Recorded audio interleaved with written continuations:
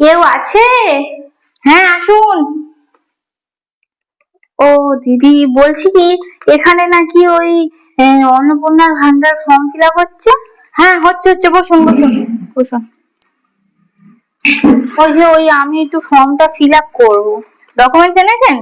কি কি ডকুমেন্টস লাগবে আমি ওই জন্য জানতে এসেছি। ঠিক আছে বলে দিচ্ছি। Aadhaar card, PAN card, voter card, licence. কিসের লাইসেন্স? যদি গাড়ি ফাড়ি চালান। ও, গাড়ির লাইসেন্স আমার নেই। ঠিক আছে, না থাকলে ওটা হবে, এটা অপশনাল আছে।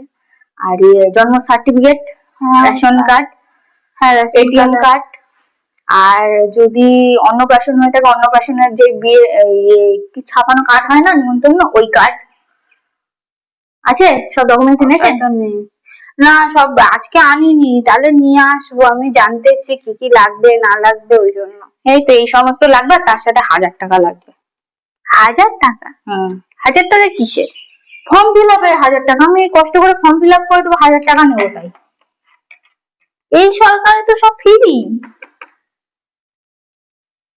তুমি সে না সেই তৃণমূলের মিছিলে হাঁটতে হাঁটতে যেতে, সবাই তো গেছিল, আমি কি একা গেছিলাম? লজ্জা করে না? তুমি আবার অন্নপূর্ণা ভান্ডারে ফর্ম ফিল আপ করতে এসছো। সবার জন্যই দিচ্ছে। ঠিক আছে, আমি বাড়ি থেকে জেনে ডকুমেন্টস নিয়ে আসবো।